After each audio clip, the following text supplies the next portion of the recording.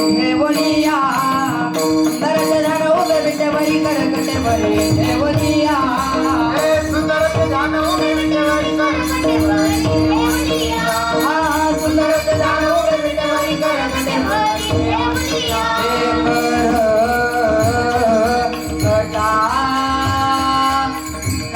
कटावरी ठेवलिया तुझ्या रंगात कमरावणी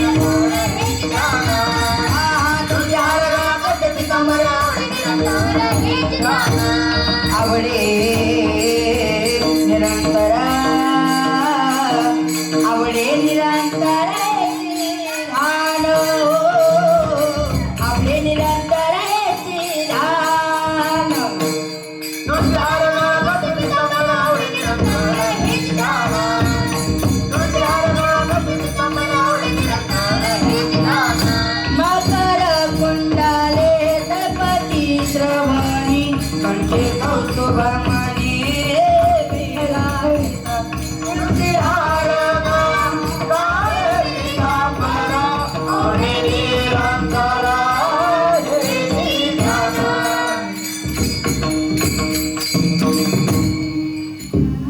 तुका म्हणे माझे रे माझे हेची सर्व सुख तुका म्हणे माझे रे माझे हेची सर्व सुख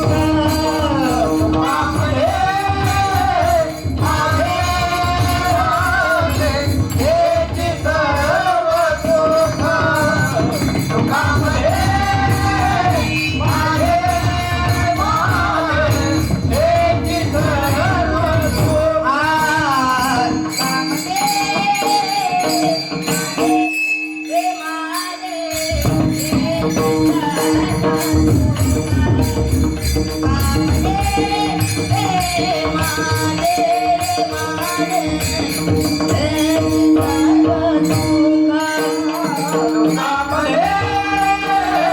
माझे हेची सर्व सुख तुका म्हणे माझे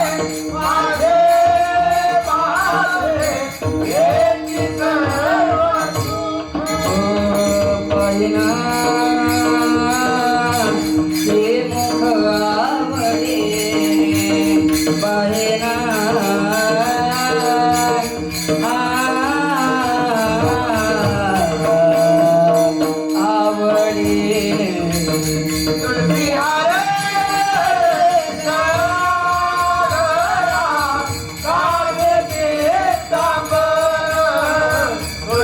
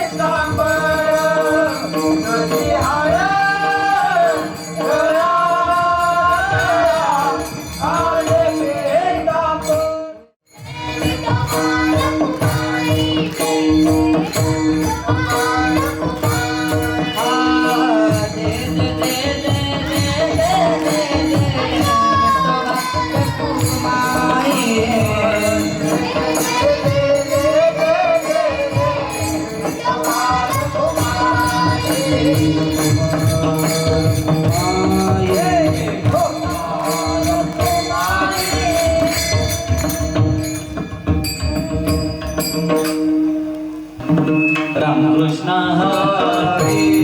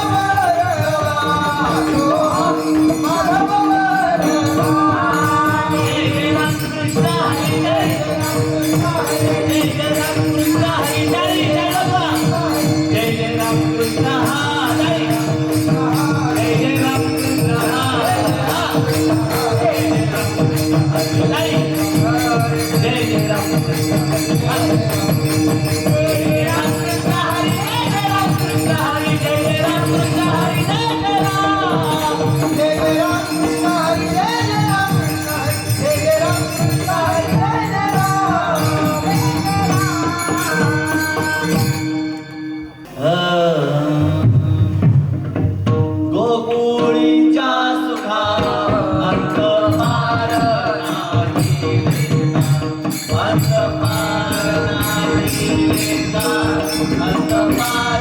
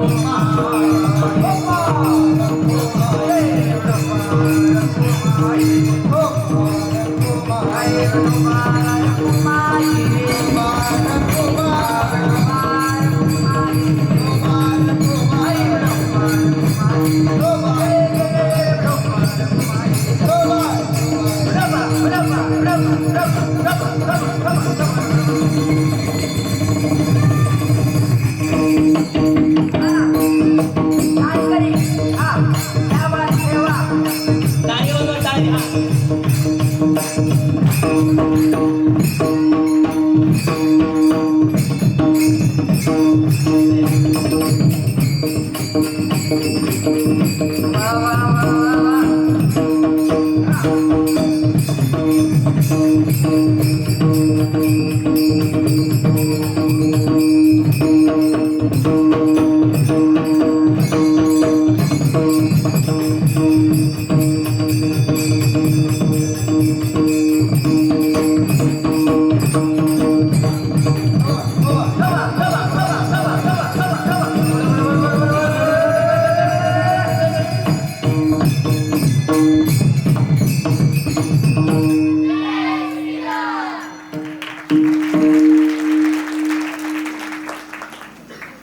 गोकुळच्या सुखात गोकुळच्या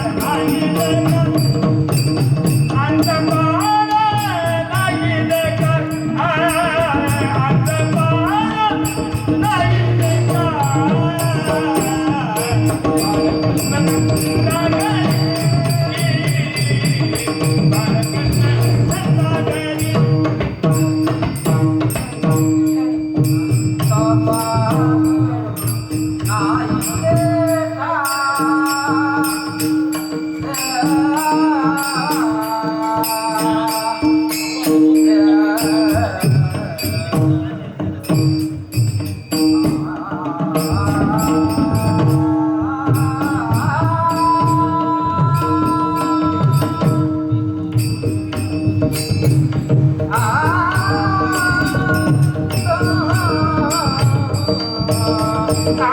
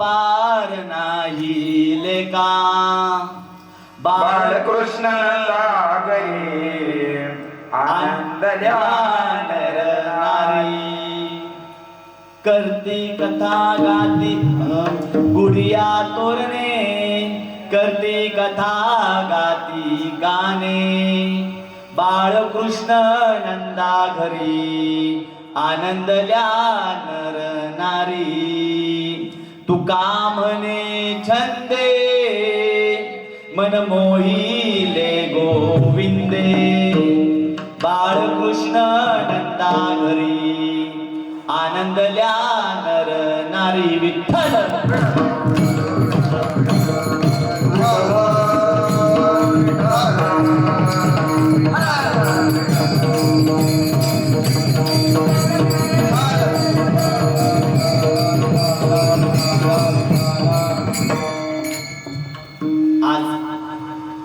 आपल्या श्री क्षेत्र पुरंदर तालुक्यातील अतिशय देदीप्यमान आणि वैभवशाली असणारे हे आंबोडी गाव. या गावामध्ये होत असलेला भव्य दिव्य असा आजचा काल्याचा कीर्तन सोहळा. या कीर्तनाला सुरुवात करण्यापूर्वी ज्या भगवंताच्या कृपेने आपल्याला हा नर देह प्राप्त झाला, आपली योग्यता नसतानाही भगवंताने आपल्याला दान स्वरूपामध्ये दिला, अशा तुमच्या माझ्या अवघ्या वैष्णवांच्या अधिपतीला म्हणजे विठुरायाला नमन करूया. पांडुरंग करू प्रथम नमन, पांडुरंग करू प्रथम नमन, पांडुरंग करू प्रथम नमन,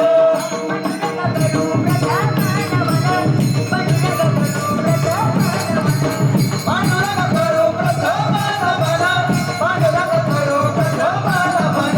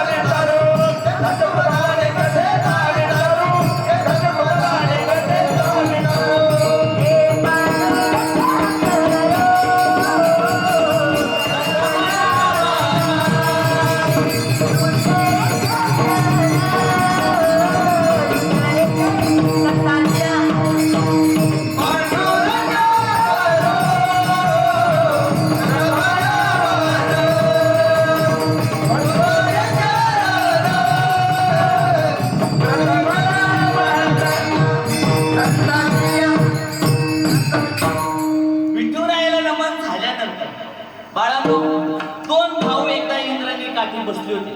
मोठा भाऊ छोट्या भावाला म्हणतो, छोटा भाऊ मोठ्या भावाला लाड करतो.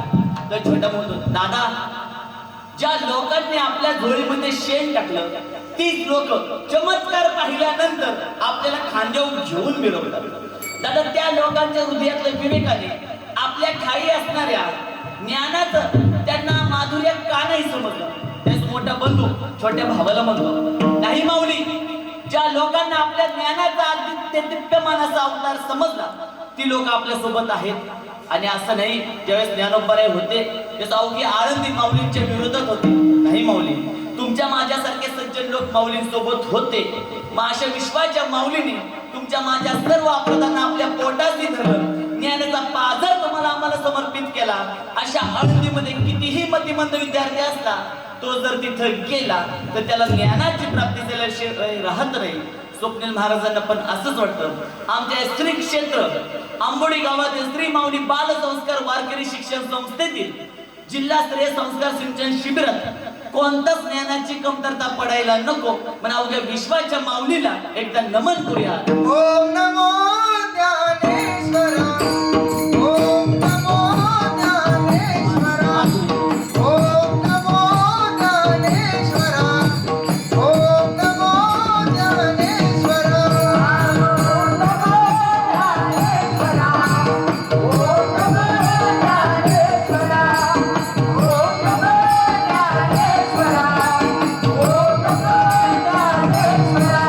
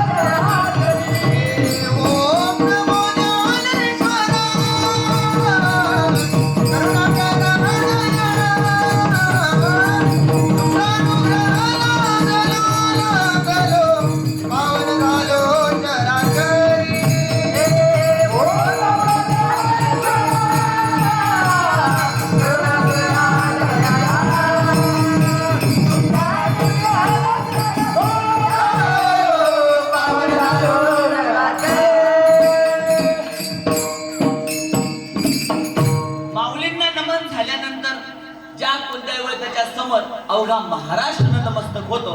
असे खंडेरायाला एकदा नमन करूया. मल्हारीची वारी न माझ्या मल्हारीची वारी, सोमवार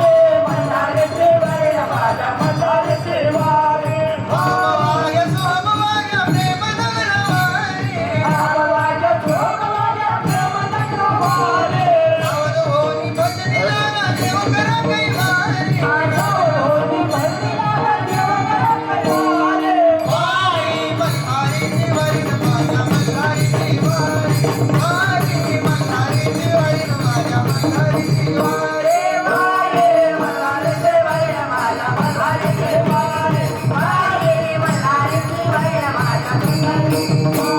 येतो येतो चला तत्ता. तर आज आपण ज्या निमित्ताने इथे जमलो ते निमित्त खरं पाहायला गेलं तर सर्वांच्या हृदयाला हे लावून टाकणार आहे. म्हणताल गुरुजी कसं काय? तर आज तुम्हा सर्वांना जायचे तुमच्या घरी. कारण आज तुम्ही आहात संतांच्या दारी. संतांच्या दारातून घरी जात असताना खऱ्या तत्वनिष्ठ भक्ताची जी अवस्था होती ती अवस्था आता तुमच्या ठाई झाली. कारण पाहायला गेलं तर जीवनामध्ये भक्ती करत असताना अनेक जण काहीतरी आशा हृदयामध्ये बाळगतात.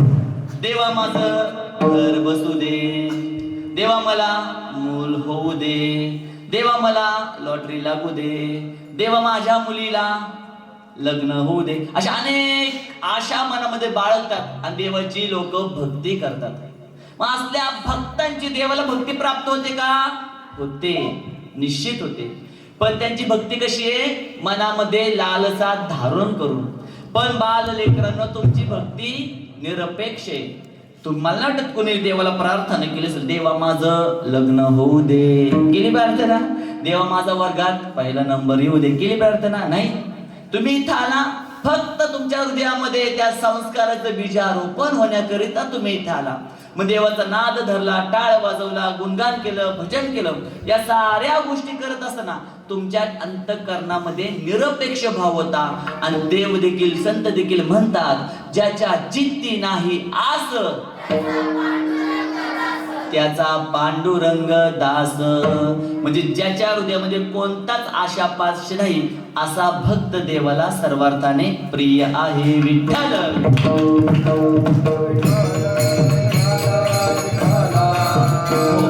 तर आज खरं पाहायला गेलं तर तुम्ही सारे घरी जाणार आहात. आम्हाला तर आतोनात असा आनंद झालाय, बरोबर ना? तुम्ही सगळे घरी जाणार, मला आनंद झाला असेल ना? नाही. अहो आज आमच्या या गोकुळातून सगळे बालगोपाळ त्यांच्या मथुरेला जाणार आहेत, त्यांच्या द्वारकेला जाणार आहेत.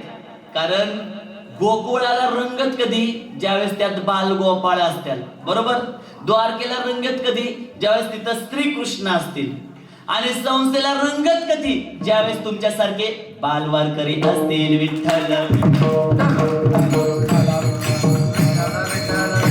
हो. काय काहींच्या मनामध्ये प्रश्न पडला, महाराज दादा अहो दही अंडीला तर अजून 3 महिने बाकी, तुम्ही तर आजच बांधली. अनेकांना या गोष्टी माहिती नसतात. पण ध्यानात ठेवा बर का, ही दहीहंडी म्हणजे सप्त्याची सांगता असते. सप्ताह ज्यावेळेस चालू होतो त्या सप्त्याच्या शेवटचं कीर्तन काल्याचं असतं. आणि काल्याच्या कीर्तनाला ही दहीहंडी भगवान श्रीकृष्णाच्या लीला सांगता सांगता फोडायची असते. पण अनेक ठिकाणी कीर्तनकारच दहीहंडी फोडतात महाराज. पण आज आम्ही तसं नाही करणार. आज आम्ही काय करणार आहे माहिती का? या बाल गोपाळांना दहीहंडी फोडायला लावणार आहे. आणि तुम्हाला वाटतं दहीहंडी तुला खाली दिसते? नाही नाही नाही नाही. बघा नंतर विद्यार्थ्यांना इकडे एक इकडे उभं करणार. 3ऱ्या थराला दहीहंडी फोडली पाहिजे. मला दहीहंडी फोडण्यासाठी किती लागणार? खाली 3, वरती 2 आणि वरती 1, म्हणजे 5-6 जण लागणार आहे तुम्हाला. तर 6 जण मी तुमच्यातलेच निवडणार. पण कोणते निवडणार? जे टाळी वाजवतात. कोणते निवडणार? जे ताट बसतात. कोणते निवडणार? जे कीर्तनामध्ये मन दणगून ऐकतात. विठ्ठल.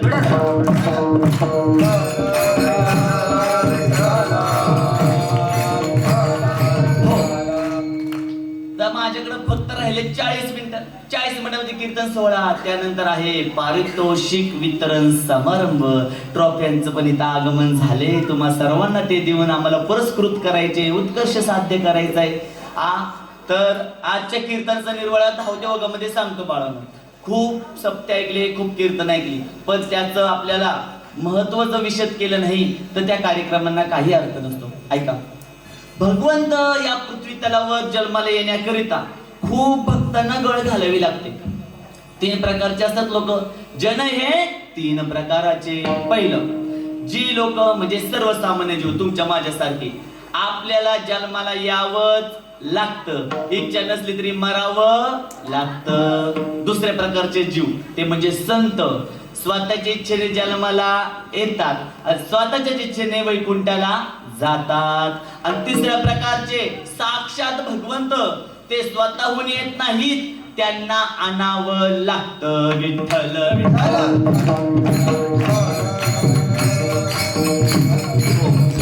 आता आपण बालकृष्ण आपल्या गोपाळ कृष्णांच्या जन्माची कथा तर पाहणार आहे, पण आपल्या सर्वांना ठाऊक असायला पाहिजे, महाराज फक्त एकटा कंसच इतका वाईट आणि दुर्दैवी होता का की त्याच्या निमित्ताने भगवान श्रीकृष्णांना या पृथ्वी तलावर अवतार घ्यावा लागला? शक्य आहे का? तुम्हाला वाटतं का भगवान कृष्ण जर सासवडला गेले तर फक्त कचेरीत जाऊन एखादा दाखला काढून आणतील? देव एवढा साधा आहे का? देव एकदा का सासवडला गेला का सासवड पिंजून काढून येणार आहे? भगवान कृष्ण फक्त कंसाचा अंत करायला आलते का? महाराज अवघ्या 16व्या वर्षी भगवान श्रीकृष्णाने कंसाचा अंत केलाय. राहिलेले 109 वर्ष भगवंताने काय केले? लीला केल्यात? नाही. 109 वर्ष भगवंताने या पृथ्वी तलावर ज्यांनी ज्यांनी अधर्माला थारा दिला, ज्यांनी ज्यांनी अधर्माचा पक्ष स्वीकारला, त्यांचा कर्दन काळ बनून भगवान कृष्ण त्यांच्या छाताडावर नाचले. विठ्ठल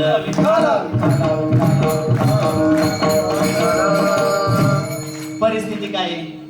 ज्या कंसाने आपल्या आई वडिलांना तुरुंगामध्ये डांबून टाकले, ज्यांनी आई वडिलांचा त्याग केला, ज्यांनी आई वडिलांचा अवमान केला, अपमान केला, भगवंत त्याच्या कोणत्याच सद्गुणांना आपलंसं समजत नाही, त्याच्या कोणत्याच पुण्यकार्याचा भगवंत स्वीकार करत नाही. का? त्याच्या घरात देवतुल्य असणाऱ्या आई वडिलांचा त्याने अपमान केला, त्यांचा छळ केला. मग कंसाने खूप आतोनात छळ केला, पण कंसाचं प्रेम आपल्या बहिणीवर आतोनात होतं आणि आपल्या बहिणीचं लग्न आहे. मग लग्नामध्ये कंसाने नको नको एवढा अट्टहास केला. तसं पाहायला गेलं त्यावेळेस अवघ्या भारतात कंस सर्वात मोठा राजा होता असा अजिबात अर्थ नाहीये. कंसासारखे कितीतरी राजे एका सम्राटाच्या दावणीला झोपलेले होते. त्या सम्राटाचं नाव होतं जरासंध. चक्रवर्ती सम्राट जरासंध. पण या जरासंधाच्या दोन्ही कन्यांचा विवाह या कंसासोबत लावण्यात आलेला आहे. विठ्ठल विठ्ठल. ज्या ज्या वेळेस काल्याची कीर्तनाची सेवा तुमच्या गावामध्ये असेल त्या वेळेस तुम्ही या गोष्टी घरच्यांना अगोदर सांगताल. त्या कथा आज मी तुम्हाला सांगणार आहे. मग भगवान श्रीकृष्णांनी आता कंसाचं झालं, मग चक्रवर्ती सम्राट असणाऱ्या जरासंधाचा जावई हा कंस आहे. कंसाने आपल्या आई वडिलांना तुरुंगात डांबलं आणि ज्यावेळेस कंसाचा अत्याचार वाढला, आता तुम्ही म्हणताल गुरुजी कंस तर चक्रवर्ती सम्राट नव्हता, कंसाचं छोटस राज्य होतं, मग त्याचा अत्याचार वाढला कसा? बघा आता आपल्या सर्वांच्या माहितीसाठी सांगतो. ज्या वेळेस गणपती बाप्पा माहिती आहेत का तुम्हाला? आणि बाप्पांच्या भावाचं नाव काय? कार्तिकी.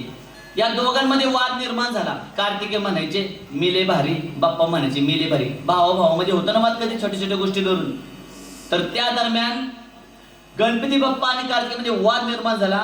त्या दोघांचा तर्क आला, आपण एक ना स्पर्धा ठेवू, या स्पर्धेमध्ये जो विजेता होईल तो आपल्या दोघांमध्ये अव्वल. मग स्पर्धा काय ठेवली?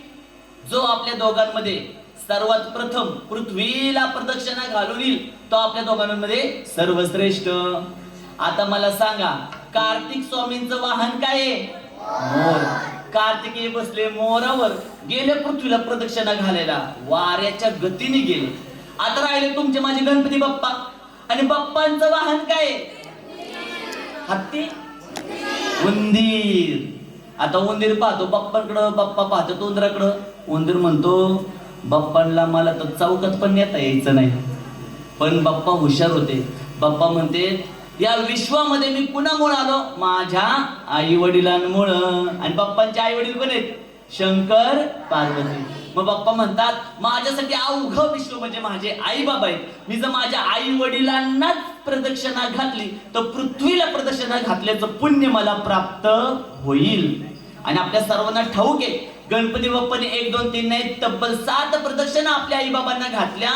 कार्तिकेय स्वामी पृथ्वीला प्रदक्षिणा घालून येईपर्यंत महादेवांनी निकाल दिला आणि निकाल गणपती बाप्पांच्या बाजूने दिला. बाप्पांना शुभाशीर्वाद दिला. जो कोणी विद्यार्थी आपल्या आई वडिलांना दर्शन घेऊन 7 प्रदक्षिणा घालेल त्या विद्यार्थ्याला या पृथ्वी तलावर जेवढी तीर्थक्षेत्र आहेत, जेवढी देवाची मंदिर आहेत, त्या मंदिरांचं दर्शन घेतल्याचं पुण्य प्राप्त होईल आणि त्याच्या भाग्याच्या रेखा बदलतील. आपण किती वेळा प्रदक्षिणा घातल्या? आपण किती वेळा आई वडिलांच्या पाया पडलो? नाही पडलो महाराज.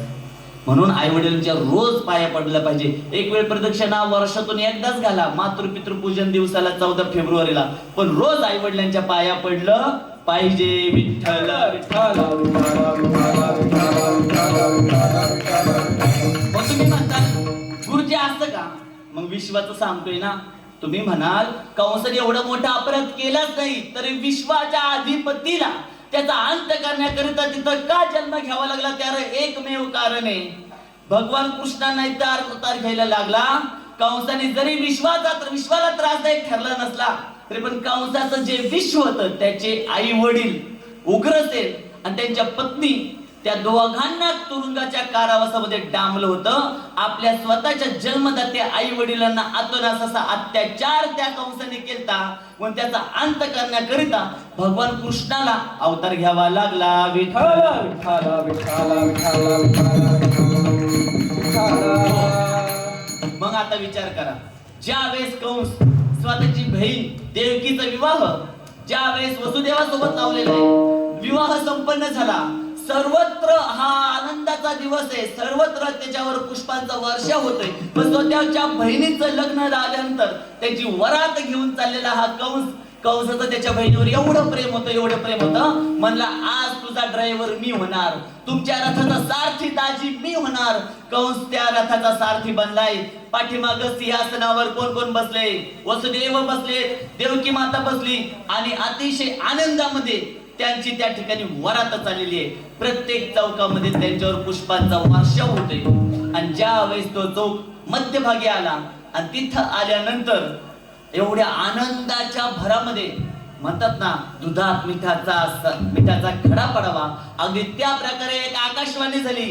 अरे कंसा, ज्या बहिणीचा एवढा उदो करतोय तिच्या विवाहामुळे तुला एवढा अत्यानंद झालाय, पण त्याच बहिणीच्या पोटी येणाऱ्या 8व्या मुलाच्या हातातून तुझा अंत निश्चित आहे. आकाशवाणी संपायला आणि कंसाने हातातले दोर बाजूला टाकायला तिथं पडलेलं खडक हातात घेऊन तो कुणाच्या अंगावर धावला? देवकीच्या अंगावर धावला. खडक घेऊन देवकीच्या अंगावर धावला. पण तिथं असणारा वसुदेव तो आडवाला म्हणला कंसाला, थांबा थांबा म्हणला. अहो हिचा 8वा पुत्र तुमचा अंत करणार आहे ना. मी तुम्हाला शब्द देतो, आमच्या पोटी 8वा मुलगा ज्यावेळेस जन्माला येईल तो मुलगा मी तुम्हाला आहे तसा आणून देईल, पण तुम्ही तिला मारू नका. आणि एखाद्या महिलेला तुमची कीर्ती आबा तिथे तुमच्या हातून जर एखाद्या महिलेचा अंत झाला तुम्हाला खूप मोठं पाप लागेल, तुमच्या कीर्तीला बाधा निर्माण होईल. असं कंसाला बोलल्यानंतर कंस शांत झाला. पण कंसाने त्या दोघांना सोडलं नाही. स्वतःच्या बहिणीला आणि आपल्या सख्या दाजीला कंसाने कुठं नेलं? तुरुंगात डांबलं. बघा अन्याय कसा असतो. पण कंस फार वाईट होता अशातला भाग नाही. तुरुंगात डांबलेले. आणि कालांतराने ज्यावेळेस त्यांना पहिला पुत्र झाला सर्वत्र बातमी पसरली. सैनिक धावत आली, कंसाला सांगायला लागलं महाराज महाराज देवकीला पुत्र झाला. आणि तिथं कंस आला. त्यांनी त्या लहान लेकराला पाहिलं. लहान लेकरू पाहिलं की ते काय केलं तरी कंसाचा भाचा होता. कंसाच्या हृदयातला तो मायेचा पाझर फुटला आणि कंसाच्या मनात भावना आली, अरे किती गोंडस लेकरू आहे आणि याला मारायचं कशाला. आणि तसा पण मला कितवा पुत्र मारणार आहे? मग कंस म्हणलं याला मारायला नको. कंस त्याला ठेवणार. तेवढ्यात नारद मुनी तिथं प्रगट आले. नारद मुनी म्हणाले जर कंसाने याला सोडलं तर कंसाचं तेवढं पाप वाढणार नाही, आणि कंसाचं तेवढं पापच वाढलं नाही तर भगवान कृष्ण या ठिकाणी अवतार घेणार नाहीत. म्हणून नारद मुनीने कंसाच्या मनात विकल्प सोडला. म्हणला देवांना कमी समजू नका, देव खूप हुशार आहेत. आकाशवाणी झाली या देवकीच्या पोटी येणारा 8वा पुत्र तुझा वध करणार आहे. पण त्या आकाशवाणीने सांगितलं का वरून 8वा का खालून 8वा? देवांचा नाद करू नका म्हणले. कंसाच्या मनात विकल्प निर्माण झाला आणि त्या कंसाने स्वतःच्या सख्या भाच्याला त्या खडकावर गोल गोल गोल गोल गिरगिर फिरवलं आणि जोरात नवजात शिशूला आपटलं. नवजात शिशूने कधीच कोणता निरपराध होता, त्याच्या मनामध्ये कोणाबद्दल पाप नव्हतं, अशा लेकराचा त्या खडकावर आपटून अंत केला या कंसाने. किती मोठं महापाप लागलं असेल. आणि त्या कंसाने 1 2 3 4 नाही, तब्बल 6 पुत्रांना असं गोल गोल फिरून त्या खडकावर आपटलेले. जाणीवपूर्वक केलेल्या पापांचं प्रायश्चित्त नसतं, ते तुमचं कर्मच बनतं. तुम्ही किती पण गंगेला जा, किती पण साधूंची सेवा करा, किती पण गुरूंची सेवा करा, पण तुम्ही जाणीवपूर्वक केलेल्या पापाचं प्रायश्चित्य नसतं. गुरुजी मग गंगेत गेलो पाप नाश होते, खोटे का? नाम घेता विठोबाचे पर्वत जळती पापाचे खोटे का? निश्चित हे खोटे नाही. पण कोणत्या पापांचे पर्वत जळतात? जे जाणीवपूर्वक न केलेलं, जाणून बुजून जी पाप केली नाहीत, अनावधानाने जी पाप झाली त्या पापांचे पर्वत जळतात. पण जाणीवपूर्वक जी तुम्ही कपट कारस्थान कुरघोड्या करून षड्यंत्र करून योजना आखून एखाद्याचं वाटोळ केलं तर त्या पापांचं प्रायश्चित्य नाही, तुम्हाला त्या कर्मामध्ये अडकावंच लागतं. विठ्ठल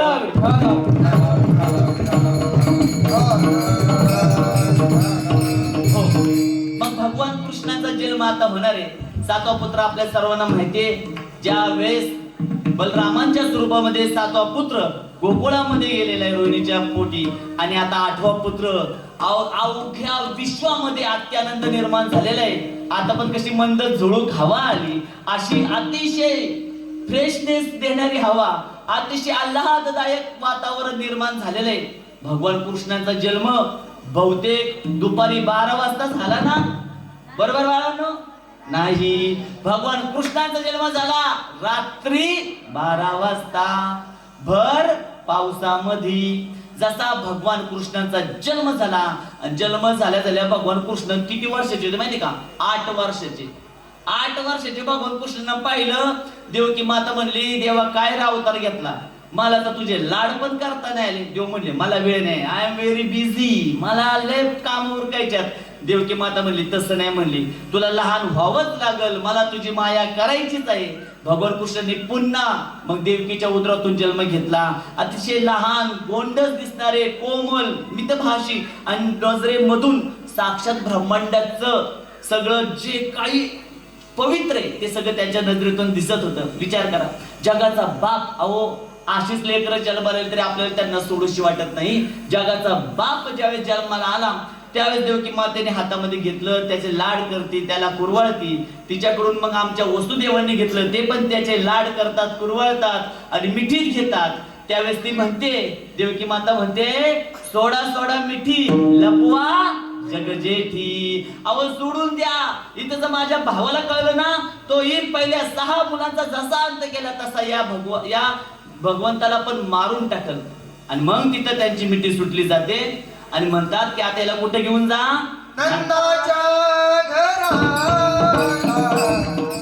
ज्या ज्या गवळणी तुम्हाला येतात तुम्ही द्या. गवळणी दिल्यानंतर या मुलांना नाद धरतात, ते ताल घेतात, ते आम्हाला पण थोडस स्फोरण चढते. मग म्हणाले की याला आता कुठे घेऊन जा? नंदाच्या घराला, गोकुळात घेऊन जा. नाही तर माझा भाऊ जर इथं आला, त्याच्या तावडी जर नवजात लेकरू सापडलं तर त्याचा पण अंत त्याच्या 6 भावंडांसारखा होईल. आणि मग त्या ठिकाणी सुद्धा म्हणाले नेतो, पण माझ्या पायात काय साखळदंड आहेत, मी कसं घेऊन जाणार? असं म्हणता क्षणी पायातले साखळदंड निसटले गेले. म्हणले बाहेर सैनिक आहेत, पण पुरुषार्थ करा. देव म्हणतो सगळी संकटाचं निरसन मी करल, पण एक पावल एक पाऊल तू माझ्या विश्वासावर पुढे टाक. घेशी तेव्हा देशी ऐसा असं उदार. देव म्हणतो काहीतरी द्या गाड्यांनो, मला थोडं तरी काहीतरी द्या, मी तुमच्यासाठी खूप काही करेल. जसं मी तुम्हाला सांगितलं, द्रौपदीच्या घरी वनवासात ज्यावेळेस दुर्वास ऋषी आले आणि त्यावेळेस म्हणले मी स्नान संध्या करून येतो, माझ्या भोजनाची व्यवस्था करा. आणि त्यावेळेस द्रौपदीला चिंता आता करायचं काय. पण द्रौपदी म्हणते ना, त्यांना माहित होतं जो मज होय अनन्य शरण या लागी शरणागता शरण्य. अनन्य भावाने द्रौपदीने भगवंताचा धावा केला. कृष्ण तिथे आले, देवाला म्हणाले देवा काहीतरी करा, दुर्वास ऋषी आता इथे येतील, भोजनासाठी आमच्याकडे काहीच नाही, तुम्ही जी मला थाळी दिली होती त्या थाळीतून तोपर्यंतच अन्न प्राप्त होतं जोपर्यंत सूर्य मावळत नाही. आता तर स्नान संध्या सूर्य मावळलेला आहे, मी दुर्वास ऋषींना एवढं अन्न कसं देणार आहे. त्यांना अन्न दिलं नाही तर आमचा आज ते आम्हाला शाप देतील. भगवान कृष्ण म्हणले अगं द्रौपदी मी करतो तुझं सगळी कामं करतो, पण मला काहीतरी खायला आता द्यावा. म्हणले आलेल्या पाहुण्यांना खायला द्यायला नाही आणि जो मदत करायला बोलवले तो म्हणतो मला पण आधी खायला दे. आता असं कुठं असतं का. पण भगवान कृष्ण म्हणले नाही बघ काहीतरी असेल, बघ काहीतरी असेल. अरे देवा खरंच नाही. अगं बघ ना बघ ना बघ, तू नीट बघ. ज्यावेळेस देव आपल्याला गुरु आपल्याला असे दटवतात त्यावेळेस समजायचं आपल्याकडून काहीतरी चूक भूल झाली आहे. मग त्यावेळेस द्रौपदी सगळी भांडी पाहायला लागली तर ज्या थाळीतून तिला अन्न प्राप्त व्हायचं त्या थाळीच्या किनारीला तुळशीचं एक पान चिकटलं होतं. तिने ते पान भगवान कृष्णांना दिलं. कृष्ण भगवंताने ते पान खाता क्षणी त्याने तृप्तीचा ढेकर दिला आणि आलेल्या दुर्वास ऋषींची भूक त्या ठिकाणी शमलेली आहे. विठ्ठल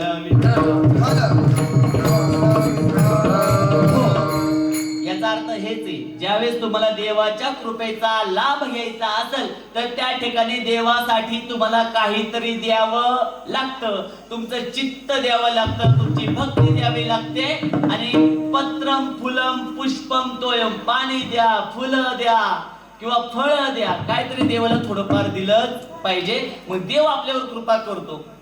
मग ज्यावेळेस वसुदेव आणि देवकीचं ठरलं आता जायचे, मग त्याने पुरुषार्थ केला. ज्यावेळेस ते साखळदंड गळाले गेले, 2 पावलं पुढे आले, पाहतात तर सगळे पहारेकरी झोपलेले आहेत. तिथं माया तिथं उपजली, सर्वांना त्या मायेने तिथं निद्रिस्त केलेले.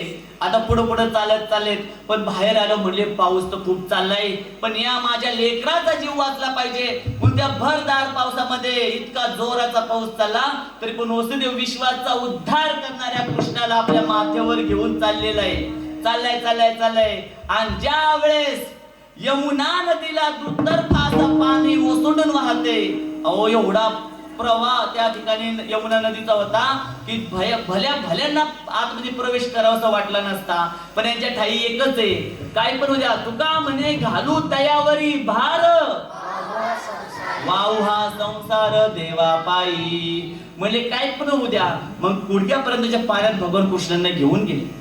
अजून 2 पावलं गेले, कमरेपर्यंतच्या पाण्यात गेलेले. अजून 2 पावले गेले, छातीपर्यंतच्या पाण्यात गेलेले. अजून तिथं बऱ्यापैकी राहिली, ते मागं वळले नाही. ते विश्वास देवाच्यासाठी आणि चाललेत गळ्यापर्यंत पाणी आलं बाळांनो, गळ्यापर्यंत. आपल्या सर्वांना माहितीये आपल्या आईचा जीव आपल्यावर खूप असतो, आपण असं म्हणतो. पण माकडीचं उदाहरण संत देतात. माकडीन कशी असते, ज्यावेळेस एखाद्या डबक्यामध्ये माकडीनं अडकते ना, त्यावेळेस डबक्यात शिरली, कमरेपर्यंत पाणी आलं की माकडीनं आपल्या पिल्लांना कडव घेते. छातीपर्यंत पाणी आलं की माकडीनं आपल्या पिल्लांना खांद्यावर घेते. गळ्यापर्यंत पाणी आलं की माकडीनं आपल्या पिल्लांना डोक्यावर ठेवते. पण ज्या वेळेस नाकापर्यंत पाणी येतं त्यावेळेस माकडीन त्याच डोक्यावल्या पिल्लांना आपल्या पायाखाली घेती. पण भगवान कृष्णाच्या वडिलांनी तसं नाही केलं. म्हणजे जाऊ द्या ना, कानापर्यंत नाकापर्यंत पाणी आलं, अक्षरशः कपाळापर्यंत पाणी आलं. आणि भगवान कृष्णांचं दर्शन घेण्याच्या भावनेतून यमुना नदी एवढी ओसंडून वाहत होती. आनंद झाला होता यमुना नदीला. आणि भगवान कृष्णांनी आपल्या डाव्या पायाचा अंगठा यमुना नदीला स्पर्श केला, ती शांत झाली आणि त्या ठिकाणी वसुदेवांना जाण्याकरिता वाट करून दिली यमुना नदीने. आता हा अंगठा लक्षात ठेवा बर का. ज्या डाव्या पायाच्या अंगठ्याने भगवान कृष्णांनी यमुना नदीला स्पर्श केलाय त्याच डाव्या पायाच्या अंगठ्यावर जरा नावाच्या शिकाऱ्याचा बाण लागला आणि वयाच्या 125व्या वर्षी भगवान कृष्णांचा अंत झालाय बर का. म्हणजे निमित्त आहे ते. विचार करा, कुरुक्षेत्रावर एवढे रणयोद्धे, भीष्मांसारखे योद्ध्यांना घाम पाडून देणारे हे आपले भगवान कृष्ण अवघ्या पायाच्या अंगठ्याने मरण पावतील का? पण निमित्त आहे. मग भगवान कृष्णांना घेऊन रात्रीच्या अंधारामध्ये तिथे कोण आले? तर हे वसुदेव नंदाला आले. नंद म्हणजे गोकुळातला राजा, नंद म्हणजे गोकुळाचा प्रतिनिधी, आणि त्यांना विनंती करतात की असा असा प्रसंग आहे, आज तुझी कन्या मला दे आणि माझा पुत्र तुला घे. मला शक्य का? तुमची पोरगी मला द्या आणि माझा पोरगा तुम्हाला घ्या, आणि तो पण काही दिवसांकरिता. पण तुमची पोरगी दिली तर त्या ठिकाणी तिचा अंत हा ठरलेला आहे. किती मोठा त्याग, त्यागात शांती निरंतरम. 14 वेळा त्याग त्याग त्याग. भगवान कृष्णांनी गीतेमध्ये 14 वेळा त्याग या शब्दाचा उच्चार केलाय. त्याग करता आला पाहिजे. तुम्ही जीवनामध्ये सोडून द्यायला शिकला ना, तुमच्यासारखा सुखी व्यक्ती कोणीच नाही. पण जीवनामध्ये तुम्ही संग्रह करायला शिकला ना, तर तुमच्यासारखा चिंताक्रांत मनुष्य पृथ्वीवर नाही. विठ्ठल. पण जर माझ्या या लेकीच्या प्राणदानाने या विश्वाचं भलं होणार असेल तर हे पाऊल उचललंय कुणी? तर नंदराजाने आपली कन्या वसुदेवाला केली. वसुदेवांनी भगवान कृष्णांना नंदाला सोपवलं. वसुदेव पुन्हा मथुरेत आले आणि त्या ठिकाणी जसे जसे ते आत यायला लागले, पहारेकरी जागे झाले. जसे ते आत येऊन बसले, साखळदंड पायाला वेढले गेले. आणि माया होती ती माया, जशी तिथं सर्वत्र द्वार बंद झाले, मायेने किंकाळी फुकली आणि सगळ्या मथुरेमध्ये हाहाकार माजला. 8वा पुत्र जन्माला आला, 8वा पुत्र जन्माला. कंस म्हणला, बास, मी खूप पाप केली, आता माझ्या दाजीला आणि माझ्या बहिणीला मी आता सोडून देणार, मुक्त करणार, आणि आता त्या 8व्या पुत्राचा मी वध करणार. कंस धावत गेला, पाहतोय, आणि त्याने तिला उचललं. पण त्याला कळालं ही तर कन्या आहे. पण त्याच्या मनात आलं, कन्या असू नाही तर पुत्र असू, हिला मी सोडणार नाही, हिच्या हातून माझा अंत होणार आहे. त्यांनी गरगर गरगर फिरवली बाळांनो, आणि खडकावर जोरदार अशी आपटणार. माया कुणाला सापडती का?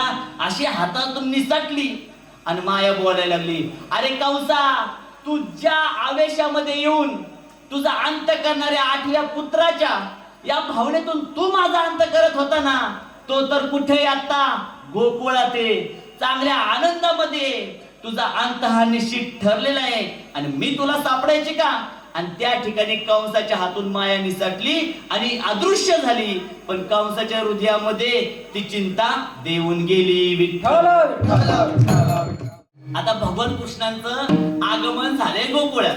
विचार करा बर का, सूर्य उगवायच्या आधी काय येतो? प्रकाश येतो ना.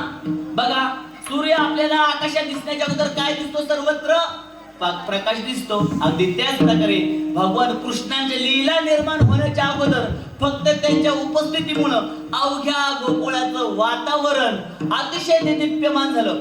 जिकडं पाहिजे तिकडं लोकांना आळसच आहे ना, सगळे एकदम फ्रेशनेस, जिकडं तिकडं झाडं पानं फुलं एकदम बहरलेली. का? तर जगाचा ब्रह्मांडाचा धनी आज त्या गोकुळामध्ये आलेला आहे. सर्वत्र आनंदाचे वारे, आनंदाची गाणी पसरत चाललेली आहेत. आणि भगवान कृष्णांचं ते देखणं, चालतं बोलतं स्वरूप सर्वांना भुरळ पाडत होतं. मग भगवान कृष्णाचा जन्म झाला आणि त्या ठिकाणी कोणत्या प्रकाराचं सुख उभं राहिलं ते अभंगाचं तुक उभं आहे पहिल्या चरणात सांगू. दुसऱ्या चरणामध्ये पाहत असताना जो तो सांगायला लागला, अगं तुला माहितीये का त्या नंदाला असलं लेकरू आले ना जन्माला? गवळण म्हणती हो, म्हणती गवळणीला पुत्र झाला यशोदेला.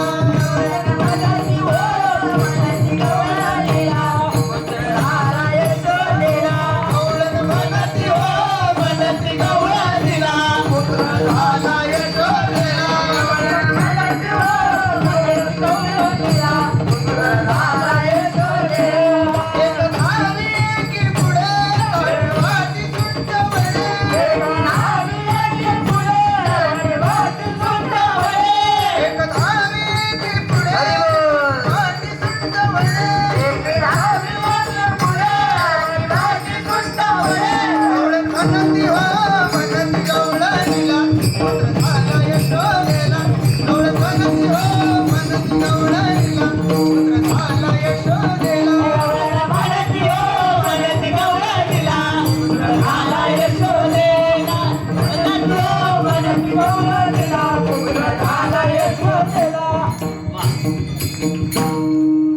आता गोकुळ इथं खरं अवतरलेले आहे. मग जिकडे तिकडे भगवान कृष्णांच्या आनंदाच्या सगळ्या बातम्या गवळणी एकमेकींना सांगता येते. अगं काय सांगू, तू फक्त त्याला एकदा बघ, मग तुला कळल सर्व ठाई सुख, सर्व सुखाचे हागर तिथंच आहे. सगळ्यांच्या चर्चा निर्माण झाल्या. अक्षरशः गवळणी बघा, भगवान कृष्ण फक्त रांगायचे, त्यांना सारं काही एवढं चालता बोलता येत नव्हतं. पण रांगणाऱ्या लेकराला पाहण्याकरता गवळणी काय करायच्या? पहिल्या गवळणी सासूंच ऐकायच्या.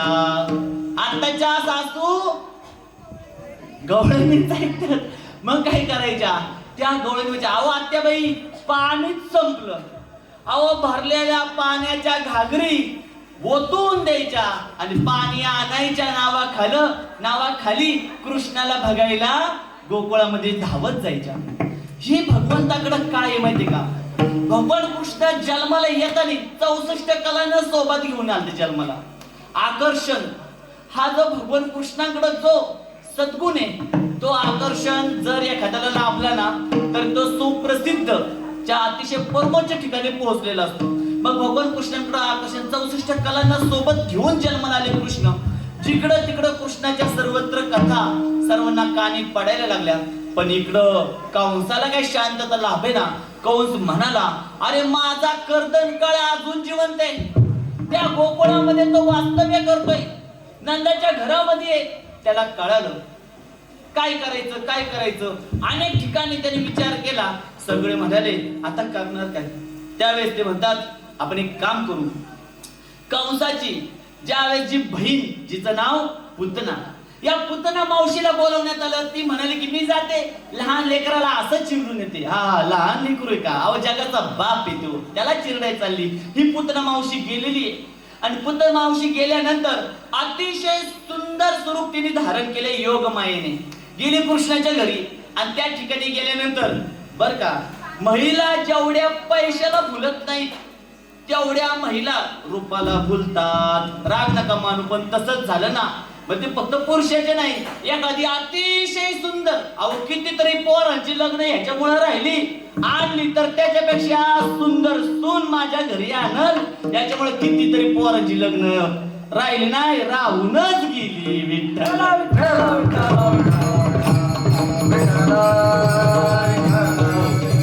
भगवान कृष्णांच्या घरी पुतना आली, अतिशय सुंदर. आणि सुंदर म्हणले, अगं ये यशोदे, असं म्हणलं. ती म्हणली, ओ यशोदा माऊली ऐका ना.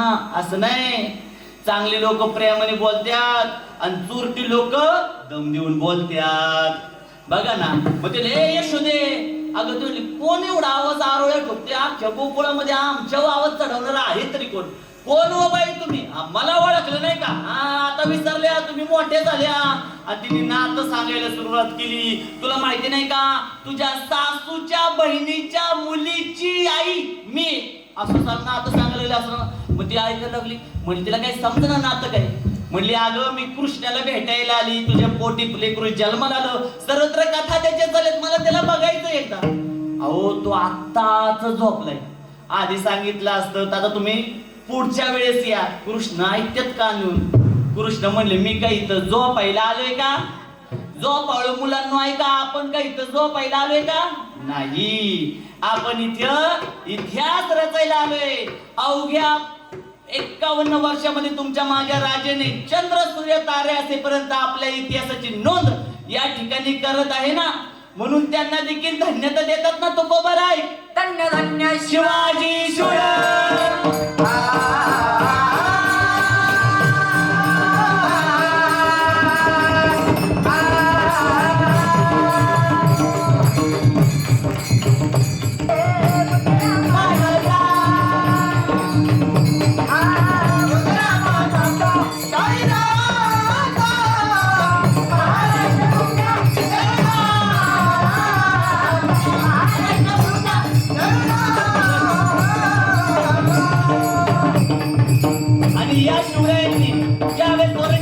शपथ घेतली, तोरणा किल्ल्याला तोरण बांधलं, सर्वत्र शिवरायांची ख्याती पसरली. शिवरायांचा अंत करण्याकरिता आली आणि शाहीच्या दरबारातला तो अफजल आला. अफजल येत असताना नुसता आला नाही, त्यांनी अनेक मंदिरांना उद्ध्वस्त केलं. त्यामध्ये अव्वल असणारं मंदिर शिवरायांचं आराध्य देवी असणाऱ्या जगदंबा मातेचं मंदिर त्याने उद्ध्वस्त करण्याकरिता तो तुळजापुराचा संबळ वाजू लागला.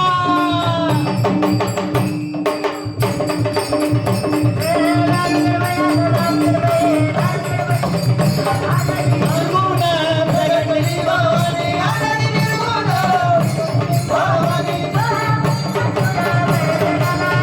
ओ महिषासुर मर्दनाला होई. विरोधाभासी करवया लागली. भावाची निर्वाणी निर्वाणी,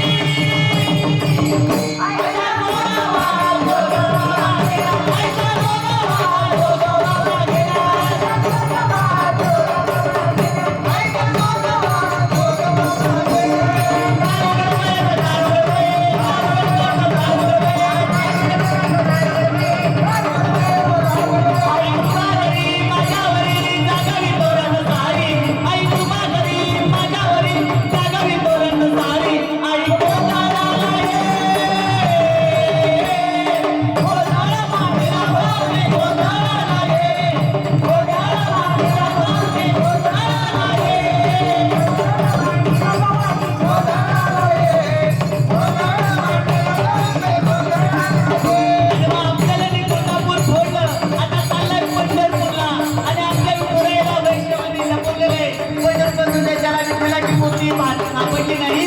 बाजूला घराघरात सुद्धा त्याला देव तो कुठं दिसला नाही. पण पंढरपुरात प्रत्येक घरात एकच आवाज ऐकू येऊ लागला.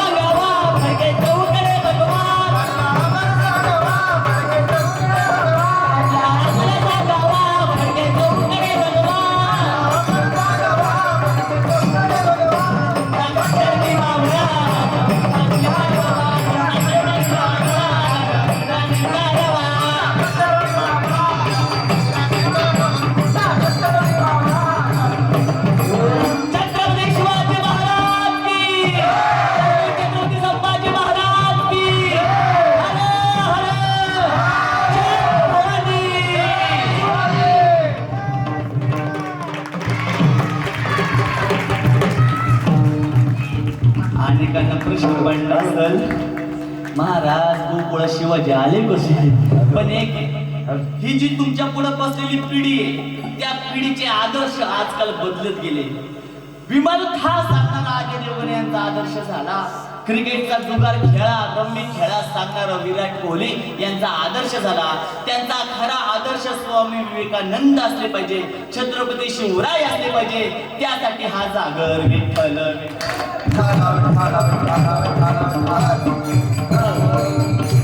मग एवढा सगळा आनंद पाहिला तर तुकोबराय देखील सांगतात अभंगाच्या तृतीय चरणात बालकृष्णानंदा झाली. पुतना मावशीचा अंत झालाय. कंसाला विचार पडला, अरे पुतना मावशीचा अंत झाला, करायचं काय?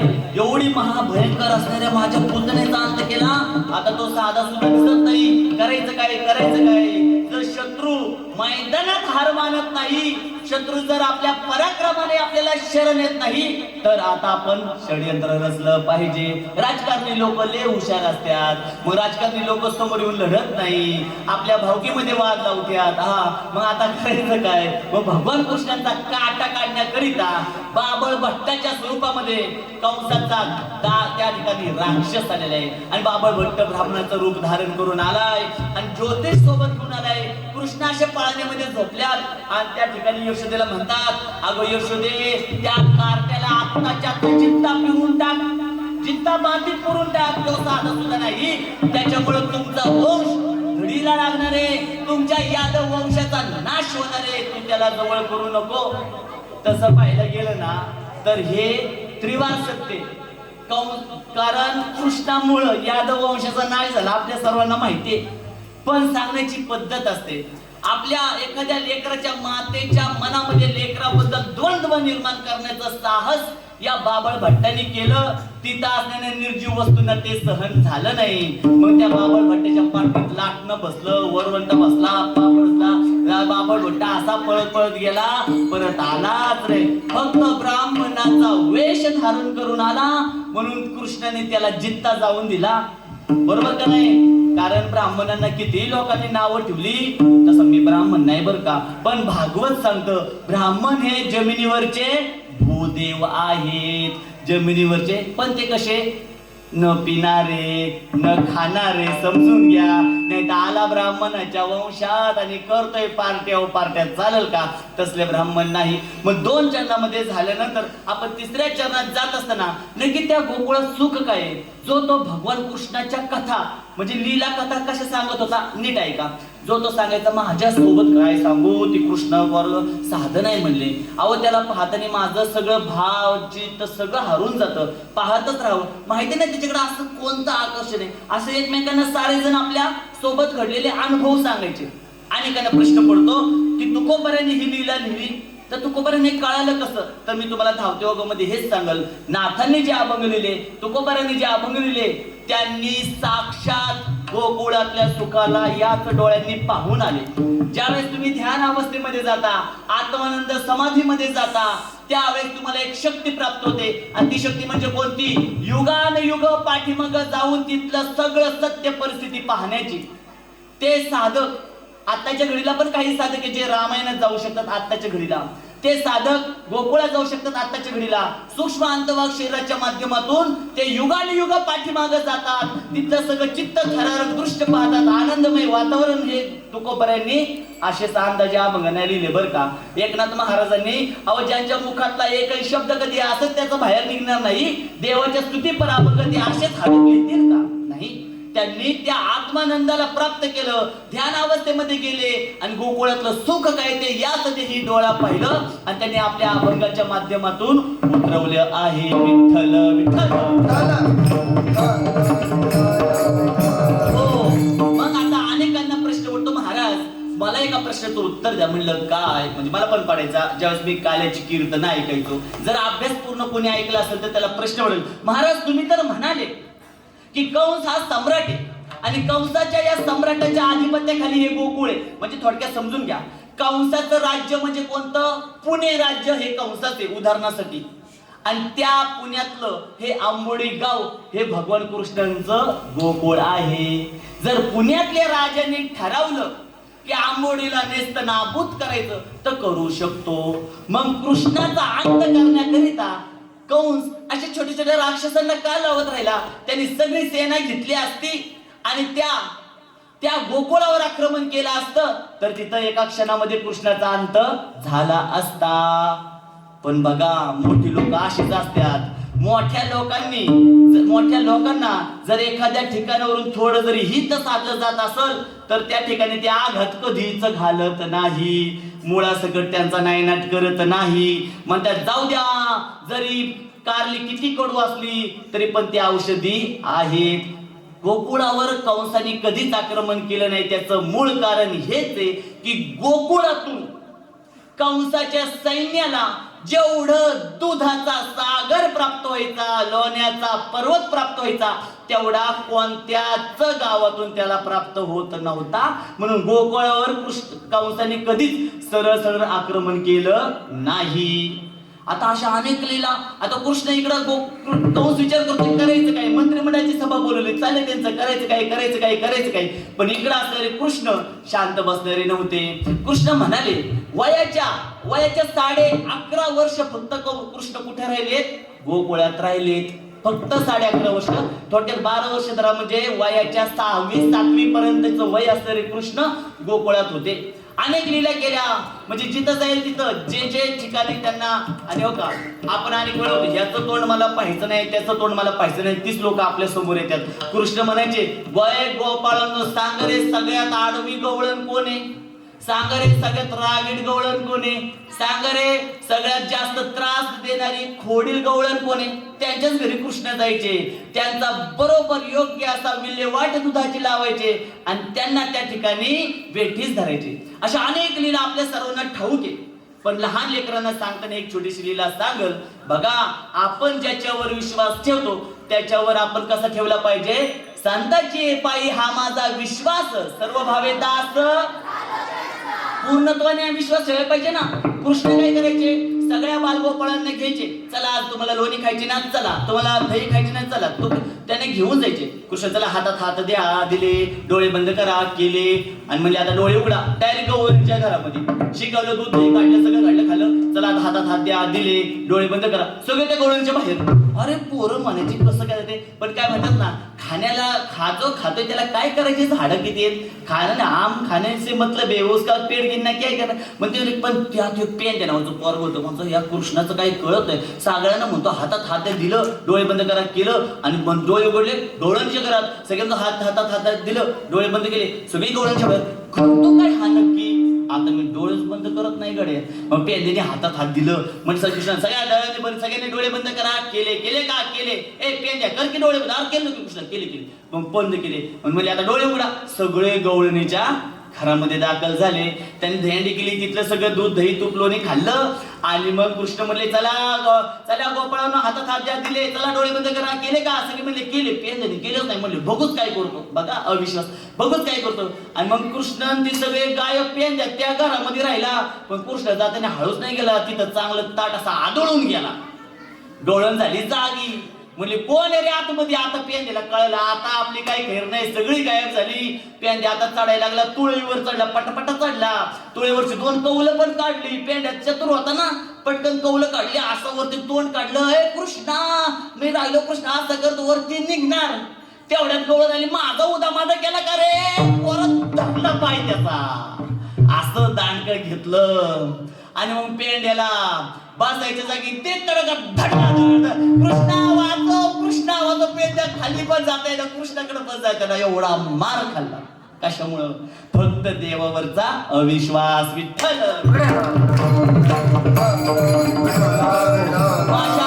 अनेक लीला भगवंताने केल्या.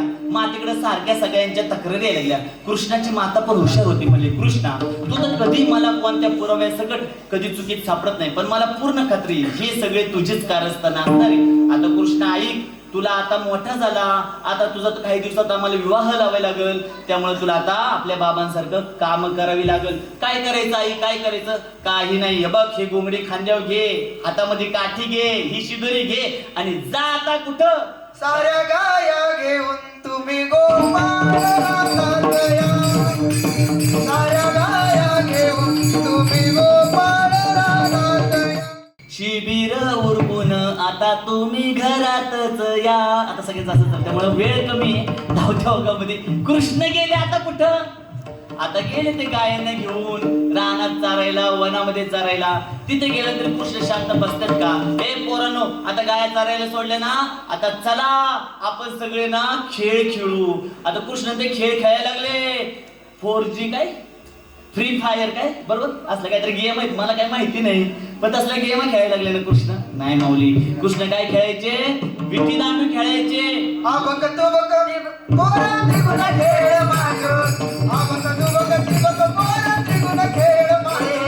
हा बघ तू बघ ती बघ पोरा त्रिगुण खेळ माग. हा बघ तू बघ ती बघ पोरा त्रिगुण खेळ माग. हे खेळ विटी दांडू पोरा खेळ विटी दांडू. खेळ विटी दांडू पोरा खेळ विटी दांडू. खेळ विटी दांडू पोरा खेळ विटी दांडू. खेळ विटी दांडू पोरा खेळ विटी दांडू. हा बघ तू बघ ती बघ ती बघ ती बघ. हा बघ तू बघ ती बघ पोरा त्रिगुण खेळ मांडू. हा बघ तू बघ ती बघ पोरा त्रिगुण खेळ मांडू. हा बघ तू बघ ती बघ पोरा त्रिगुण खेळ मांडू. हा बघ तू बघ ती बघ पोरा त्रिगुण खेळ मांडू. हमा पोरा हमा हमा पोरा हमा. हमा पोरा हमा हमा पोरा हमा. परिवार घुमावा परिवार घुमावा. परिवार घुमावा परिवार घुमावा. हमा पोरा हमा हमा पोरा हमा. हमा पोरा हमा हमा पोरा हमा. हमा पोरा हमा हमा पोरा हमा. हमा पोरा हमा हमा पोरा हमा. गोपाळ कृष्ण भगवान की. असे विटू दांडू खेळत होते. खेळता खेळता कृष्ण दमले. आणि कृष्ण दमल्यानंतर कृष्ण म्हणे थांबा, आता ना तुम्हा सगळ्यांना खेळायचं, मला पण खेळायचं, पण माझं मन नाही. आपण ना इथं खेळण्यात काय म्हणजे बघा, इथून बॉल मारला की लगेच आउट होते. या झाडात सापडत पण नाही. तिथं जाऊ आपण, तिथं तेव्हा किती मोकळी जागा आहे. ए कृष्णा, येड लागलं काय? तिथं नको बाबा, तो ना काल्या नागाचं डोळे, तिथं नको. कृष्ण म्हणाले गप्पा, तिकडं कोण बॉल मारणार आहे, कोण चेंडू मारणार? तुम्ही चला, अजिबात तिकडे चेंडू कोण मारणार नाही, आणि पहिली बॅटिंग मी करणार बरं का. कृष्ण गेले. कृष्णांनी अशी रिव्हर्शिप मारली, अशी सापडी. तसा तो चेंडू कुठे गेला? काल्या नागाच्या डोहातच पडला. सगळी गोकुळ, ए कृष्ण चल चल, आता नको बाबा, तू गेला तर गेला चेंडू. कृष्ण गप्पा, मी आणतो. ए कृष्ण नको नको. अरे मी आणत नाही, बघायला तरी जाऊ द्या. कृष्ण त्या झाडावर चढले, आणि झाडावरून कृष्णांनी जसा त्या काल्या नागाच्या डोहामध्ये सूर मारला, सगळे गोपाळ कुठं गोकुळात पळून गेले. एक पण काठावर थांबलं नाही. आणि जाऊन यशोदा मातेला म्हणायला लागले, यशोदे तुझा कान्हा यमुना तोही बुडाला. यशोदे तुझा कान्हा यमुना तोही बुडाला. यशोदे तुझा कान्हा यमुना तोही बुडाला. यशोदे तुझा कान्हा यमुना तोही बुडाला. तोही बुडाला, तोही बुडाला ना. तोही बुडाला, तोही बुडाला, तोही बुडाला ना. यशोदे तुझा कान्हा यमुना तोही बुडाला ना. यशोदे तुझा कान्हा यमुना तोही बुडाला. आणि मग सगळ्या गोकुळात बातमी पसरली. आणि यशोदा माता धावत आली. माझा कृष्ण बुडाला बुडाला करत धावत आली. कुठं आली? त्या यमुनेच्या डोहापाशी आली. पण डोहामध्ये कोण आहे? काल्या नाग आहे. कृष्ण आतमध्ये आहेत, डोळ्याने दिसत नाहीत. पण यशोदा माता डोहाच्या किनाऱ्यापर्यंत आली, पण डोहात उडी टाकली नाही. त्याच्या मित्राने उडी टाकली नाही. त्याच्या वडिलांनी उडी टाकली नाही. कृष्णाच बर का, आपल्या भक्तांचा अंत पाहतो, अंत, पण अंत होऊ देत नाही. आणि मग काही वेळानंतर तिथं असणाऱ्या यशोदा मातेला मूर्छा आली, ती पडली होती. पण मग कृष्ण वरती त्या काल्या नागाच्या 7 फड्यांवर उभे राहून आले. त्याला धडा शिकवला. आणि कृष्ण असे नृत्य करायला लागले की सांगता सोय नाही. आणि मग काल्या नागने तिथला डोह सोडला, सगळं विषारी पाणी अमृतासारखं गोड झालं. अशा अनेक लीला भगवान कृष्णांनी केल्या. सर्वात महत्वाचं मला फक्त तुम्हाला एकच गोष्ट सांगायची, कृष्णाने सगळ्यांचे शिदोरे एकत्र केले हे सर्वांना माहितीये, तो काला झाला माहितीये. पण ज्या वेळेस कृष्णाला घेण्याच्या वेळेस त्यांची सभा बसली ती कवसाची, म्हणजे की आता काय करायचं कोण मारायचं. त्यावेळेस एक जण उभा राहिला, म्हणला अहो थांबा, आपण काय करतोय, शत्रूच्या दारात जाऊन त्याचा अंत करायला बघतोय आणि त्यामुळे शत्रू काय आपल्या हातात सापडत नाही. शत्रूला जर अंत थांबवायचा असेल तर आपण काय करायला पाहिजे, शत्रूला आपली दान आहे पाहिजे, मग त्याचा अंत होईल. आमच्या आजोबांनी आम्हाला कथा सांगितली. एकदा असंच झालं, सगळ्या उंदरांची सभा भरली. उंदर म्हणली ती मांजर मावशी सारखी ती आपल्या पूर्वजांना एका घासात खाऊन टाकती. मग आपण त्या मांजर मावशीचा का शिकवती, कारण सगळी उंदर बेसवत असली की ती पाठीमागून हळूहळू येते आणि आपल्या पूर्वजांना खाऊन टाकलं. आता आपण एक काम करू म्हणले, काय करायचं म्हणले, आपण त्या मांजर मावशीच्या गळ्यात गंटी बांधू. मग ते आपल्या मांजरा आपल्या उंदरांना खायला आले की घंटी वाजेल आणि मग तिथं आपण पळून जाऊ, तुम ठिकू. त्यावेळेस एक जण म्हणला, ते सगळं पटलं आम्हाला तुमचं, पण जो मांजर मावशीच्या गळ्यामध्ये घंटी बांधायला जाईल तो पहिला जाईल. विठ्ठल म्हणजे करायचं काय. पण त्यावेळेस तिथं आपल्या सर्वांना ठाऊके अक्रूर आले. अक्रूर म्हणाले मी जातो, कृष्णाला मी घेऊन येतो. अक्रूराचं इकडे येणं चालले. पण त्यावेळेस आता ते तिथली लीला सांगत नाही, सांगण्यासारखं खूप वेळ कमी आणि आमच्या बाललेकरांना आता त्यांच्या गोकुळात जायचे, म्हणून अधिकचा वेळ न घेता कृष्णाने सगळ्यांच्या शिदोऱ्या एकत्र केल्या. आणि एकत्र केल्यानंतर कृष्णाने असं नाही केलं ह्याचं ताक त्याचं लोणी त्याचं तूप नाही, म्हणले सगळ्यांचं एकत्र, स्वतःचं पण सगळं एकत्र केलं. आणि सगळं एकत्र केल्यानंतर त्याचा काला तयार केला. आणि काला तयार केलं कृष्णाने काय पहिला घास स्वतः नाही खाल्ला. पहिल्यांदा कृष्णाने सर्व गोपाळांना अतिशय प्रेमाने हाताने भरवला कृष्णाला. आणि त्यानंतर भगवान कृष्णाला सगळ्या गोपाळांनी हाताने भरवला. हा हक्क समजायला पाहिजे. तुमच्या आधिपत्याखाली असणाऱ्या तुमच्या कामगारांनी, कर्मचाऱ्यांनी, तुमच्या मुलांनी, तुमच्या पत्नीनी, त्यांनी तुमच्या हक्क कधी समजू शकतात, ज्यावेळेस तुम्ही त्यांना गरजेपेक्षा अधिक आदर देता, सन्मान देता, प्रेम देता, महत्व देता. ज्यावेळेस तुम्ही पुढच्या व्यक्तीला इम्पॉर्टन्स फील करून देता, त्यावेळेस पुढची व्यक्ती तुमच्यावर आपला हक्क समजायला सुरुवात करतात. आणि देव पण असंच म्हणतो, जो माझा त्याच्यावर हक्क समजतो त्याचा मी माझ्यावर हक्क मानतो. मग भगवान कृष्णाने त्या सगळ्या शिदोरी एकत्रित केल्या आणि त्याचा काला झाला. म्हणून तुकोबा या अभंगामध्ये सांगतात,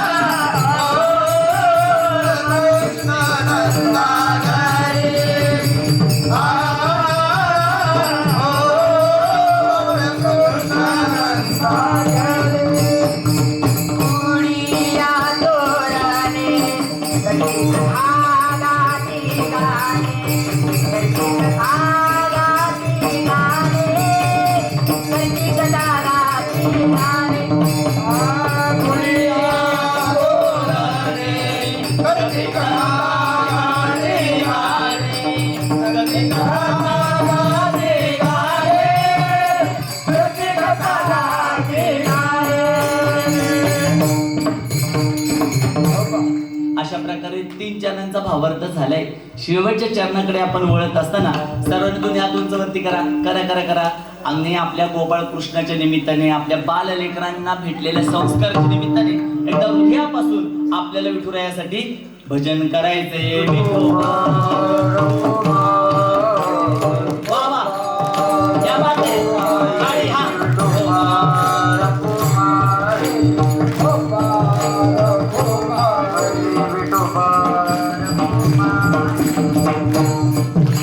चला या ठिकाणी आज आपल्या गुरुजींनी अतिशय सुंदर असं कीर्तन चालू आहे. गुरुजींचा एकमेकांचा सन्मान करणे आपल्या संस्थेचं कर्तव्य आहे. त्यासाठी मी ज्यांचा नामोल्लेख करेल त्यांनी पटकन समोर यायचंय. त्यामध्ये सुजय जगताप, अथर्व डोळस, गणेश शेला, गौरव लोणे, गणेश सावंत, हरी निगडे, सनी आंबोरे, सोहन चौडकर, सोहन भगत, ओम तिकवडे, शिव भारपडे आणि यशवंत नवले. पटकन यायचं चला. श्री कृष्ण गोविंद हरे मुरारी हे नाथ नारायण वासुदेवा. श्री कृष्ण गोविंद हरे मुरारी हे नाथ नारायण वासुदेवा. श्री कृष्ण गोविंद हरे मुरारी हे नाथ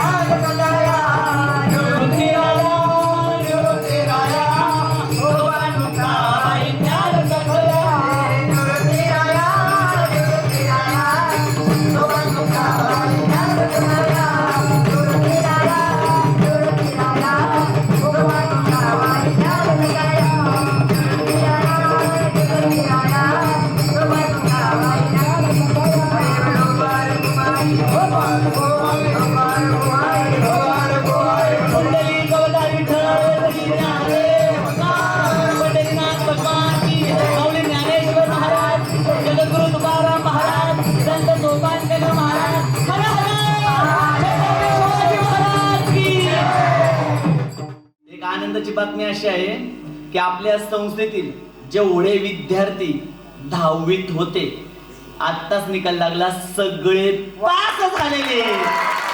त्यांच्यासाठी एकदा जोरदार टाळ्या. अहो, ज्यांनी विठुरायाच्या चरणाची आस केली देव त्यांना कसा नापास करेल.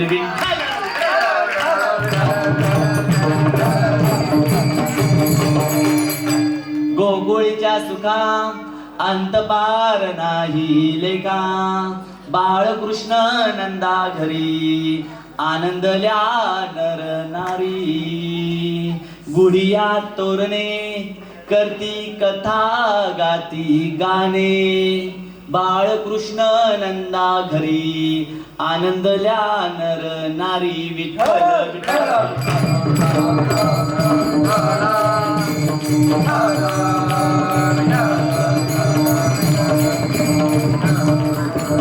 हो. आणि मग शेवटच्या चरणामध्ये तुकोबाराय सांगतात, तुका म्हणे छंदे मन मोहिले. आता ऐका बरं का, मी जसं पहिल्या दुसऱ्या चरणामध्ये सांगितलं होतं की तुकोबारायांनी ध्यान अवस्थेमध्ये जाऊन आत्मानंदाचा अनुभव घेतल्यानंतर युगनयुग पाठीमागे गेले, द्वापार युगात गेले आणि भगवान कृष्णांना याच देही याच डोळ्याने अनुभवलं असेल तर ते सांगतात की कृष्णाचं चरित्र जितकं सुंदर आहे त्याहून कितीतरी पटीनं तो दिसायला सुंदर आहे. म्हणजे कुरळे कुरळे केस, त्याचं मंद हास्य, कृष्णाकडे पाहिल्यानंतर तुकोबाराय म्हणतात, माझ्यासारख्या वैराग्य संपन्न संतांना पण त्याच्यावर काय निर्माण होतोय, मोह. ते अभंगाचं अंतिम चरण. तुका म्हणे छंदे, तुका म्हणे छंदे. ज्ञानेश्वर माऊली, ज्ञानेश्वर माऊली, ज्ञानेश्वर माऊली, ज्ञानेश्वर माऊली. अशा प्रकारे 4 चरणांचा भावार्थ झालेला आहे. आणि जो काला भगवान कृष्णांनी आणि गोपाळांनी गोकुळात खाल्ला होता तो काला खाण्याचं भाग्य या चांबोडीतल्या श्री माऊली बालसंस्कार वारकरी शिक्षण संस्थेच्या गोकुळात आपल्या सर्वांना प्राप्त होणार आहे. या बाल लेकरांसाठी एकदा जोरदार टाळ्या होता, जोरदार टाळ्या. आज ज्यांनी उत्कृष्ट अशी मृदुंगाची साथ दिली, असं महाराष्ट्रामध्ये देदीप्यमान असं उत्कृष्ट मृदुंगा असणारे आणि आमचे परमस्नेही मित्र खळद गावचं वैभव असणारे आमचे हरिभक्तपरायण विशाल महाराज विभाड यांच्यासाठी एकदा जोरदार टाळ्या होता. अतिशय गोड स्वभाव, मृत भाषी असणारे व्यक्तिमत्व त्यांची साथ लाभली. त्याचबरोबर ज्यांनी उत्कृष्ट अशी खाली बसून आम्हाला साथ दिली असे हरिभक्तपरायण गोरे महाराजांसाठी एकदा जोरदार टाळ्या. त्यांच्यासोबत आलेले सगळे हरिभक्तपरायण महाराज यांच्यासाठी एकदा जोरदार टाळ्या वाजवा. त्याचबरोबर गेली 2 तास ज्यांनी आपल्या खांद्यावर विण्याचा भार धरला असे आभाळासारखे असणारे आमचे हरिभक्तपरायण ओंकार माऊलींसाठी एकदा जोरदार टाळ्या. वा वा वा. त्यानंतर इथं ज्यांनी उत्कृष्ट गायनाची साथ दिली, दिसायला जरी विठुरायासारखे असले तरी गायन अगदी सरस्वती मातेसारखं आहे असे ध्रुव महाराज कुरडे यांच्यासाठी एकदा जोरदार टाळ्या. त्यांच्या समवेत असणारे आमचे परमश्रेय मित्र तर हरिभक्त सोमनाथ महाराज काकडे यांच्यासाठी एकदा जोरदार टाळ्या. त्याचबरोबर संस्थेमध्ये अतिशय उत्कृष्ट प्रकारे विद्यार्थ्यांना अध्यापन करणारे आणि या संस्थेचे एक आधारस्तंभ असणारे हरिभक्त श्रीनाथ महाराजांसाठी एकदा जोरदार टाळ्या. त्याचबरोबर पाठीमागे सगळे बाल गोपाळ पाहताय ना, हे साधे सुधे नाहीत. या सर्व बाल गोपाळांसाठी गोपिकांसाठी एकदा जोरदार टाळ्या. आणि ज्यांनी आज इथे येऊन आपल्या या जिल्हास्तरीय संस्कार सिंचन शिबिराच्या सांगतेची व्हिडिओग्राफी करून अवघ्या महाराष्ट्रावर सुप्रसिद्ध करणारे आमचे सर्वांचे लाडके आमचे परमस्नेही मित्र हरिभक्तपरायण ते पण मंगेश दादा टकले यांच्यासाठी जोरदार टाळ्या. सर्वांसाठी झाल्या. महाराज सगळं ठीक आहे, पण तुमच्या गोकुळात कृष्ण राहिला तेवढा, कुठे गेला कृष्ण? तर हरिभक्तपरायण श्री महाराज भिसे यांच्यासाठी जोरदार टाळ्या. ज्यांनी संबळ वाजवला, खंडऱ्याची आठवण आणली. माऊली उभं राहा. आपलं नाव सांगायचं? शिवांश माऊलींसाठी एकदा जोरदार टाळ्या वाजवा. धन्यवाद. आलेल्या सर्व पालकांचे हृदयापासून आभार व्यक्त करतो. आणि त्याचबरोबर ज्यांनी उत्कृष्ट अशी साऊंड सिस्टीम दिली आमच्या विश्वास गद्रे माऊलींसाठी एकदा जोरदार टाळ्या वाजवा. आणि जे पाठीमागे छत्रपती शिवरायांचे आपल्याला प्रत्येक क्षणाला स्मरण करून देतात, संस्थेला कायम सहकार्य करणारे आमचे कटके महाराजांसाठी एकदा जोरदार टाळ्या वाजवा. तर आज या कीर्तनाला आमचे आजोबा देखील आलेले आहेत, बबन्नाना जगताप यांच्यासाठी एकदा जोरदार टाळ्या. आमचे नागोली भाऊ आले त्यांच्यासाठी एकदा जोरदार टाळ्या. आमचे त्याचबरोबर सर्वच आलेले, आता सर्वांची नावं घेणं वेळ नाही. आमचे तात्या आहेत, आमचे हरिभक्त, आमचे बोरवगे सर आमच्या ताईंसोबत आले त्यांच्यासाठी एकदा जोरदार टाळ्या. प्रशांत भाऊंसाठी एकदा जोरदार. सर्वच आमचे इकडं आमचे श्री महाराजांचे आजोबा असतील, इकडं आमचे तात्यासाहेब जवळकर असतील, इकडं आमचे वडकीचे दर्शक. आमच्या वडिलांचं नाव नका घेतो, आमचं नाव घेत जा. तर आमचे पुंडलिक भाऊ म्हणजे आमचे वारे महाराजांसाठी एकदा जोरदार टाळ्या. सर्वांची उद्यापासून आभार व्यक्त करतो. अधिकचा वेळ न दवडता आज आमचे गुरु भगिनी म्हणजे संत श्रेष्ठ आसारामजी बापूजी यांच्या सर्व साधिका आल्या, त्यांच्यासाठी एकदा जोरदार टाळ्या वाजवा, त्यांचे खूप खूप आभार व्यक्त करतो. कारण पूजे विनहित कोण असतात. तर आधीच वेळ न दवडता सर्वांना घाई झाली. गुरुजी गोकुळातल्या तर हंड्या खूप फुटल्या, जर संस्थेतली हंडी फोडू द्या. आणि सगळ्यात महत्त्वाचं ही लेकरं काय यांच्या हातून का हार घातला, त्याला कारण असे संस्थेमध्ये रात्र दिवस सेवा कार्य केलं या लेकरांनी, म्हणून यांच्यासाठी एकदा जोरदार टाळ्या. तर आता मी ज्यांना सांगेल त्यांनी समोर यायचंय आणि हंडी फोडायची. हंडी आजपर्यंत काल्याची कीर्तनात तुम्ही हातोडीने फोडताना पाहिली, पण आजची हंडी हा हा हा पोरं धडपडतील, उड्या मारतील, पडतील. तर त्या मुलांची आपल्याला हंडी पाहिजे. 2 मिनिटं डोळे बंद करा, मी सांगेल ती मुलं पुढे येतील. डोळे बंद करा, डोळे बंद करा. मुलांच्या डोळ्यामध्ये खूप ताकद असते. त्यांनी आपल्याकडे पाहिलं,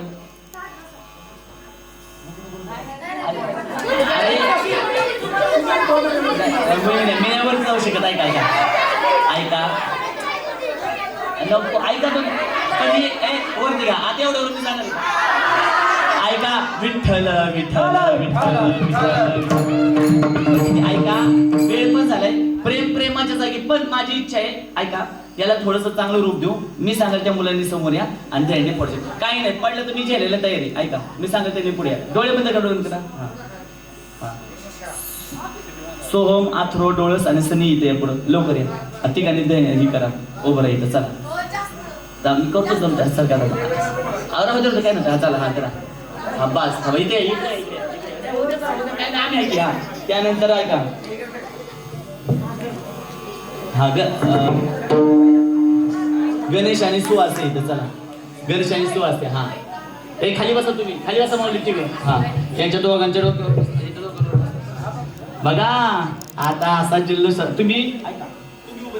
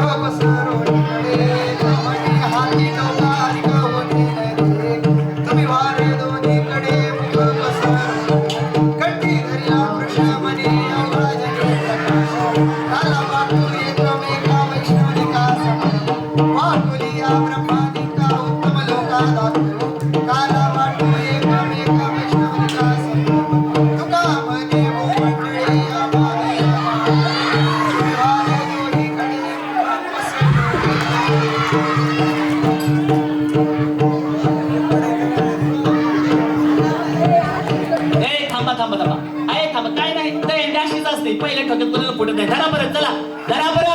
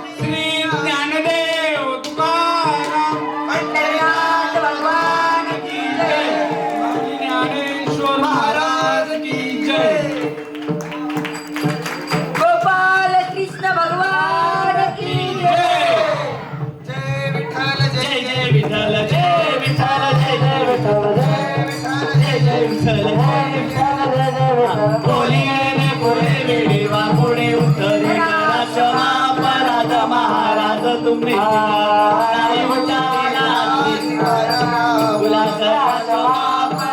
महाराज तुम्ही कीर्तनात्मा